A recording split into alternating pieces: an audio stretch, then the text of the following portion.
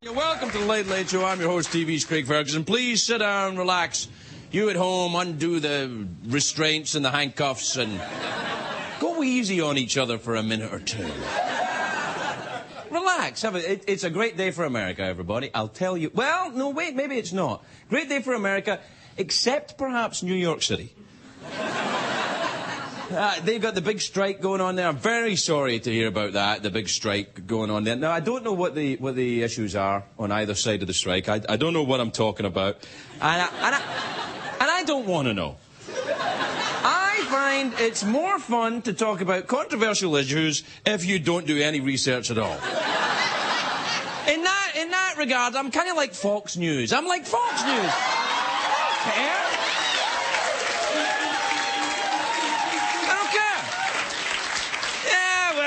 I feel strongly about something.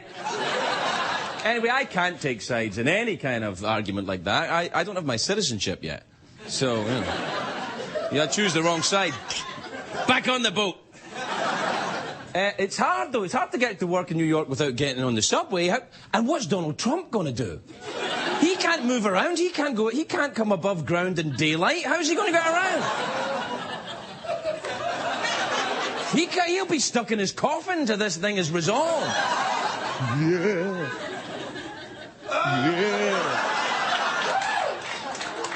I used to live in New York. I used to live in the East Village, the Lower East Side, the East Village, in the early 1980s. And I worked on a construction site in Harlem. So I lived down here, and I had to work up here.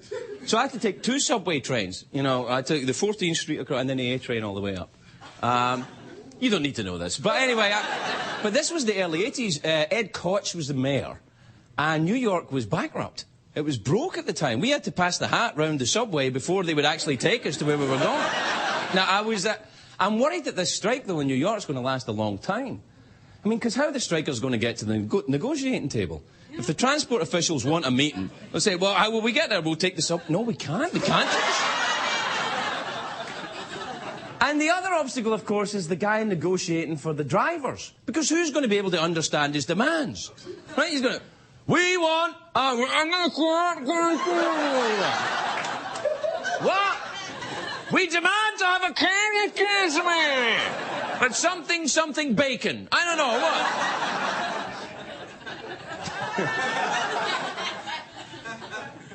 I think, because of the strike, by the way, people who are driving into New York are only allowed to go in there if they have 4 people. 4 people in the car, or the motorcycle, 4 people. You've got to have 4 people. If you're in the mafia, the body in the trunk doesn't count. You've got to have 4 living people in the car. Now, LA has the carpool lanes. We've been doing this for a while. We have the carpool lanes where you've got to have more than 1 person in the car on the freeway. But some people cheat. They buy the blow-up sex dolls and put them in the passenger seat. I think it's just an excuse to buy a blow-up sex doll. And let me just state categorically right now, my blow-up sex doll is for sex. Just for sex. There's nothing weird about me. My daughter, he never leaves my pleasure dungeon. He's in there.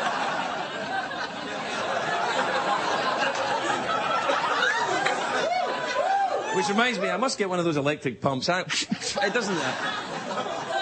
In New York... You reach a point of overshare sometimes, you know what I mean? You share and then there's overshare.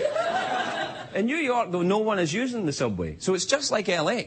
We have a subway here. I'm not kidding, we do. But just nobody knows about it. We have a subway in LA. But if you said to a Los Angelino, you know, the subway's on strike, they'd be like, the sandwich store is on strike? What, Jared got fat again? What happened? Millions will be stranded without lunch.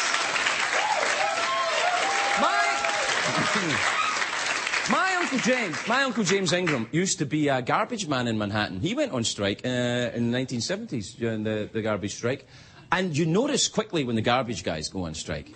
It's not a slow burn, especially in the summer. You know, suddenly Manhattan smells like King Kong's litter box. You know, it's a big... Oh. Manhattan starts to smell like Jersey. It's a lot more...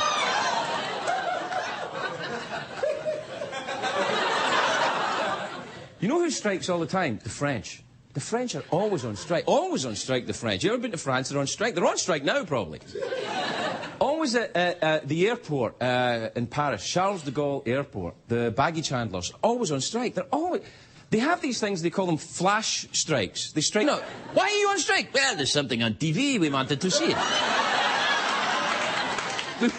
we want a half-hour break. Well, that's what you're doing. Exactamundo. Checkmate. In France, the truck drivers go on strike, the students go on strike. That must bring the country to a halt. Who's going to drink the beer? You know, this is true. This is absolutely true. About 5 years ago in France, the unemployed went on strike for better benefits. I'm not kidding. I don't even know what we do. Well, what will you do if we don't meet your demands? You leave us no choice. We're going to have to get jobs. They went on strike. I don't know what they do. March around. It's also the French psychologists went on strike. They went on strike. We're on strike. How does that make you feel? Don't tell me I'm on strike. This is a true story. They're always marching. They just like to complain about things. This is a true story about what happened to... There was a big it wasn't a strike. It was more a kind of protest in London about anti-globalization. It was all the people with the dreadlocks and everything. They were all... and they were very upset at the American companies, the global dominance. They're very upset about it. But it was on a Sunday morning right outside the American embassy. And it was early Sunday morning, and no one could get a cup of coffee, except 2 blocks away, there was a McDonald's that was open.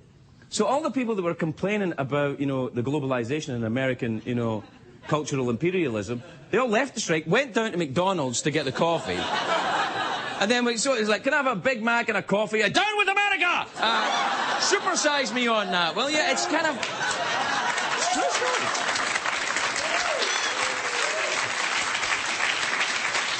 I don't understand if you go on strike and then you have to go in the picket line. I don't want to, if I have a day off, go to work. And what would happen if the picket sign makers went on strike? You'd just be walking around with a stick, aimlessly wandering. When you're picketing in a strike, you need a chant. You need to, way out, road to chant, chant, chant, so you can walk in a circle and chant. That's why the Orange Growers Union has never gone on strike. Because nothing rhymes with oranges. So you can't have a chant. We pick oranges. Nothing rhymes with oranges. We may as well go back to work. Sorry for the inconvenience. Enjoy your juice. I'd like to move to Nantucket, get a job and go on strike just for the chanting. We're the Union of Nantucket. Something, something, yeah. That would work. What about... the typical chant is always, what do we want? Something. And when do we want it? Now. See, succinct, aggressive, but it doesn't help you negotiate. If you want to negotiate, you don't want a chant, because a chant won't let you negotiate. It's very angry. You can't go, what do we want? Compromise. When do you want it? Well, when can you make it? Well, can you meet me at 3 o'clock? Well, I can't. I've got to pick up my kids. Well, what about 5? Well, then I've got a flute lesson. Really? You've got a flute lesson?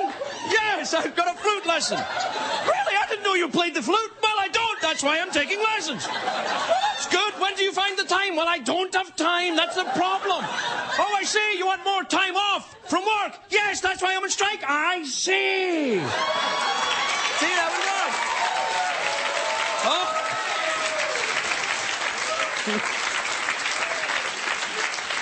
Do you know, I thought that would never end. I thought I'd be stuck talking like that for the rest of the night. I'm sympathetic with the strikers. I'm in a union. I'm in the late night talk show host union. We want a shorter hour in the day.